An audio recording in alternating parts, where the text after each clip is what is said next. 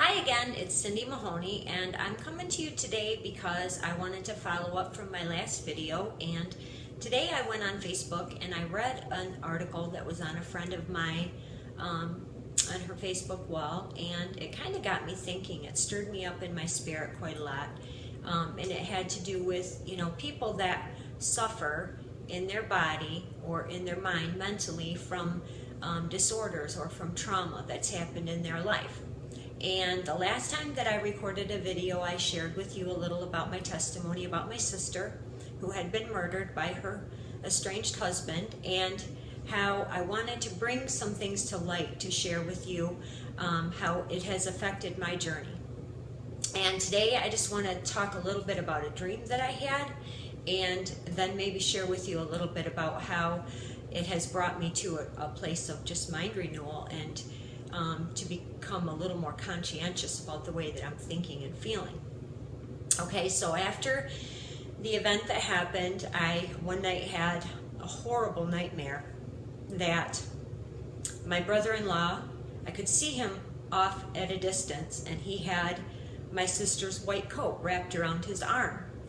And I saw him proceeding to walk toward me, and I thought to myself, I didn't know if it was safe to let him approach me, but I said to myself, I won't know until I'm able to look him in the eye.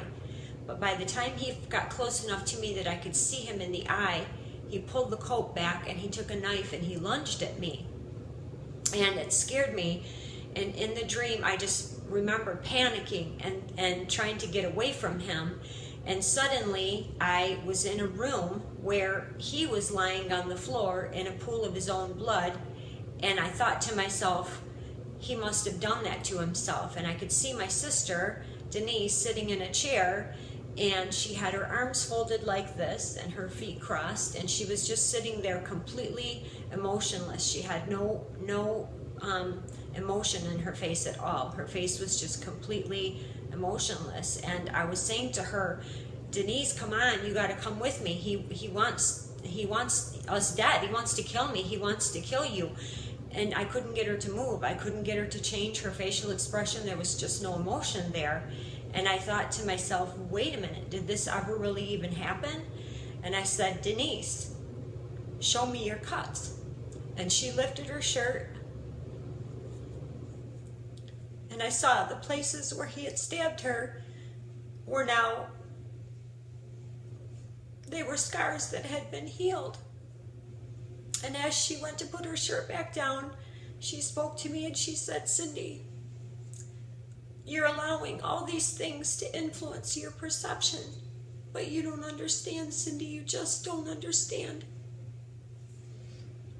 And I woke up. Well, I'm sorry.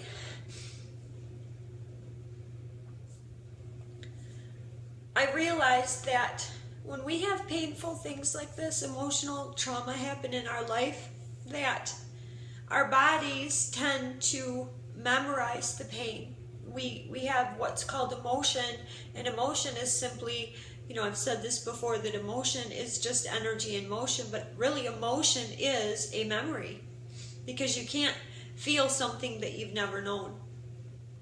And so in my dream, I had all this fear and I had all this anxiety, and I realized that I was allowing this past event to have too much sway over my perception in my life, and it was taking away a lot of my peace. Now, I'm a person with extremely great faith.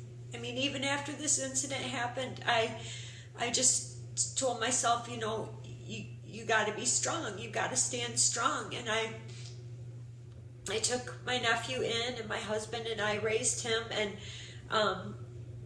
in the meantime, I'm still walking and learning and growing in the spirit, and not really realizing as yet all the things that this event in my life would cause me to go on a path that otherwise I never would have gone down. And I've recently, over the past couple of years, I've been really listening to a lot of neuroscience teachings from an amazing mentor of mine by the name of Dr. Joe Dispenza. And also Bruce Lipton is a cell biologist. And I've been learning a lot about how we need to literally be transformed by the renewing of our mind, like Jesus said, that we must be born again from above. And, if I could tell you what a literal experience that needs to be for each and every one of us, because we all are here in this world and have partaken of, kind of the collective consciousness. We are copies of copies, because we all have these subconscious programs that we've downloaded that are things that we've learned from our parents and from our upbringing and whatnot.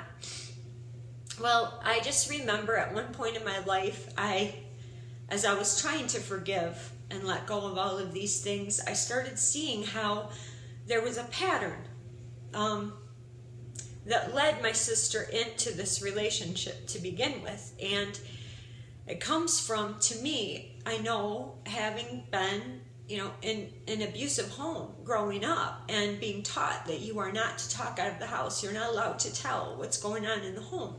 And when you condition a child to take abuse and then keep silent, you take their voice, you're basically setting them up to, end up in a relationship like that. And I just remember being at one point in my life very angry and feeling, like, why did this have to happen? If things had been better as, in our childhood, these things never would have happened to my sister. But now I understand that I came here, I manifested here in this physical form. I came here from the divine, from God, and I came here with a purpose, and that purpose is to help to raise the consciousness of the collective, because we are all unified, we are all one. Jesus said, whatsoever you do, even to the least of these, that you do unto me. Because he understood that we are all one consciousness, and that's how he knew that if he crucified the old man, the sinful man, and he rose again, that he would start a whole new creation man. And a lot of people don't understand that today. In the traditional Christian, they think that, sin is still something that needs to be dealt with. But in truth, we just need to understand what Jesus accomplished at that cross.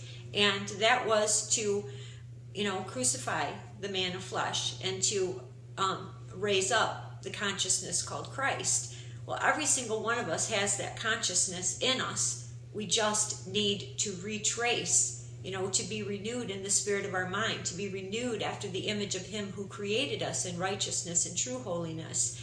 And I could just, speak on that one particular event, but I can tell you from experience, from personal experience, how these things that get, that are unresolved, emotional trauma like that, can lead from one thing to another. It can snowball and have a profound effect on your body, because our cells literally carry memory in them, and we become sometimes addicted to these emotional triggers.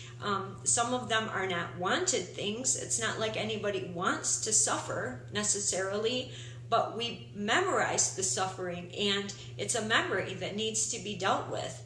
And I've learned so much from Dr. Joe. He teaches us how we need to get into meditation.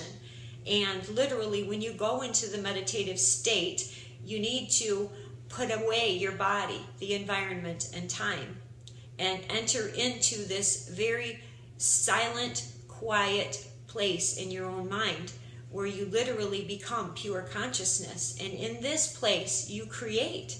You become one with the Creator. This is how we are created, in the image and likeness of God. It is an invisible energy and divine intelligence that organizes everything in the universe. And we need to learn how to get in touch with that and to become made new in the spirit of our mind, instead of living from the past previous experiences in our life and continuing to cycle through them. I read this article, and one of the girls that had responded to it today was saying how, she had this trauma where her oldest son, or her only son, died, and than her father, and how, you know, it caused post-traumatic stress, and it caused, you know, all these other neurological and mental disorders. And I can understand how that could happen to a person, because we get so, you know, caught up in the mind, we get suspended in the mind, and sometimes it's hard to get over those hurdles and to literally to forgive these things. And you don't just do it by just, you know, ignoring it. It doesn't just go away because you've ignored it. I mean, it's literally like you need to come in and place a new thought pattern there and begin to create new neurological pathways in your brain and create a new you. And you do that literally like you have a sampling of this new you before your senses, before your physical body ever knows that it's even happening. You're creating it within yourself. You go in with an intention. I mean, it's really no different than when you set out to build a house. The first thing that you do is sit down and you know, create a blueprint for that house. And then once the blueprint is set, then you begin to construct. You don't go about constructing before you actually do the blueprint. So first you go in with a firm intention, and then once you see that and you practice it, you study it in your mind's eye, you get familiar with that pattern, and then the emotion comes afterward, and you create this template, and then you're able to transform by the renewing of your mind. I'm going to say goodbye on this particular message, and I'm going to pick up on part 2. So I'll see you soon.